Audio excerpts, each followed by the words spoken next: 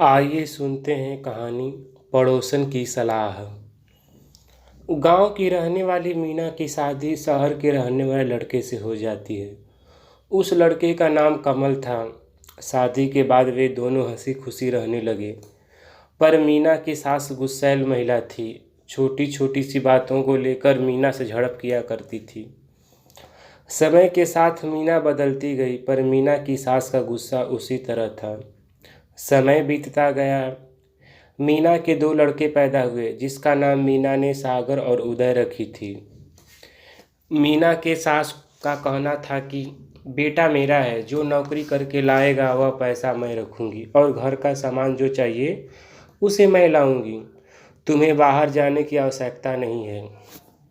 बच्चे अभी छोटे थे तो मीना घर के कामकाज और बच्चों को संभालने में व्यस्त रहती थी और सास आराम से कुर्सी लगाकर बैठती थी।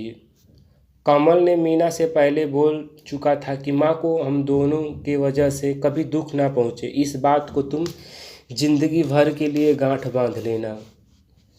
मीना घर के सारा काम करने में लगी रहती। अब तो बच्चे बड़े हो गए थे। बाहर आइसक्रीम वाला आइसक्रीम बेचने के लिए उस गली से आवाज़ देता हुआ गुजरा तो पड़ोस के बच्चे आइसक्रीम खरीद कर खा रहे थे। जब सागर देखा तो मीना के पास दौड़ते हुए आया और बोला, माँ आइसक्रीम चाहिए मुझे। मीना के पास थोड़े से पैसे थे तो वह सागर और उदय को दे दिया करती थी, मगर अब बच्चे और बड़े हो गए थे। सागर और उदय का नाम भी स्कूल में दाखिला हो गया था। बच्चे स्कूल जा रहे थे। एक बार सागर मीना से बोला, माँ मेरे को एक जूता चाहिए। तो मीना ने सास से बोली, माँ जी सागर के लिए जूता चाहिए, पैसे दे दो।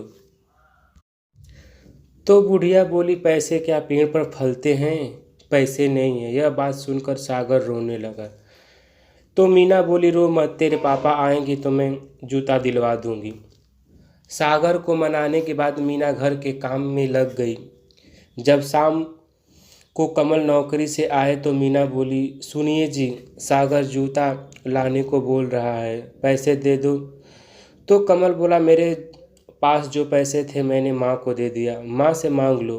तो मीना बोली, मांगा पर वो नहीं दे रही हैं। तो कमल बोला, मैं क्या करूं। इसी बात को लेकर झड़प होने लगी।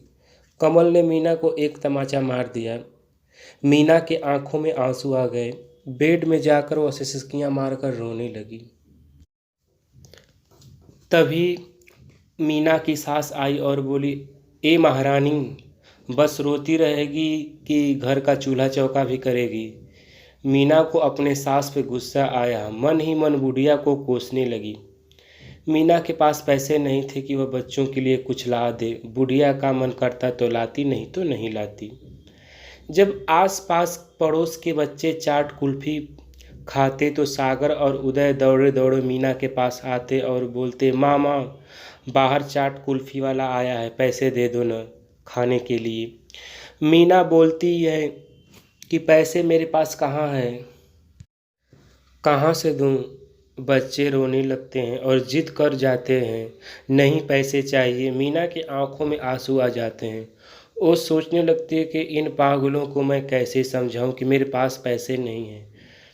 बच्चों का मासूम चेहरा देखकर मीना का दिल पिघल जाता।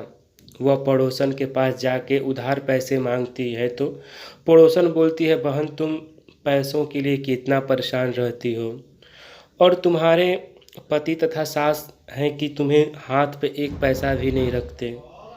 उन लोगों को क्या पता कि घर पर बच्चे पैसे मांगते रहते हैं। माँ ये चाहिए, माँ वो चाहिए। मेरे पति पैसे नहीं देते थे, थोड़ा देते और बोलते कि उसी में काम चलाओ। फिर क्या, मैं परेशान रहने लगी। घर का खर्चा चलाना मुश्किल हो गया। फिर मैं नौकरी पर लग गई। अब मेरे हाथों में हमेशा पैसे रहते हैं। बच्चे जो मांगते हैं उसे खरीद कर ला देती हूँ। अरे मीना बहन, तुम भी नौकरी करो, कहो तो मैं अपने मालिक से बात करके। मीना बोली, ठीक है, मैं अपने पति से पूछ के बताऊंगी। मीना ने पड़ोसन से पैसे ली और वापस आ गई। मीना को पड़ोसन की सलाह अच्छी लगी। उसने कमल को बताया कि मैं नौकरी के लिए जाऊंगी। कमल बोला, अगर नौकरी पर जाओगी तो घर का काम कौन करेगा? तो मीना बोलती है, आप चिंता ना करो, मैं घर का काम करके नौकरी पर जाऊंगी और नौकरी से आने के बाद जो काम बाकी रहेगा उसे कर दिया करूंगी। कमल बोला, जैसे तुम्हारी मर्जी। मीना पड़ोसन से जाकर बोलती है कि मैं नौकरी के लिए तैयार हूँ, आप बात कर लो, मैं कल से नौकरी के लिए आऊँगी। पड़ोसन ने मीना को नौकरी पर लगवा दिया। अब मीना नौकरी पर जाने लगी। पहले तो कुछ नर्वस हुआ करती थी, पर धीरे धीरे काम करते करते उसे समझ आ गया। अब मीना के पास पैसे थे, जब बच्चों को जो चाहता वो लाकर रख देती। धन्यवाद। अगर कहानी आपको अच्छी लगी तो हमारे चैनल को लाइक और सब्सक्राइब कर दीजिए और बेल आइकन को भी प्रेस कीजिए, ताकि मैं जब नया वीडियो अपलोड करूं तो आपको नोटिफिकेशन मिल जाए, ताकि आप ऑडियो कहानी सुनने से मिस ना हो। और अपने दोस्तों को शेयर और कमेंट कीजिए कि हमारी कहानी आपको कैसी लगी।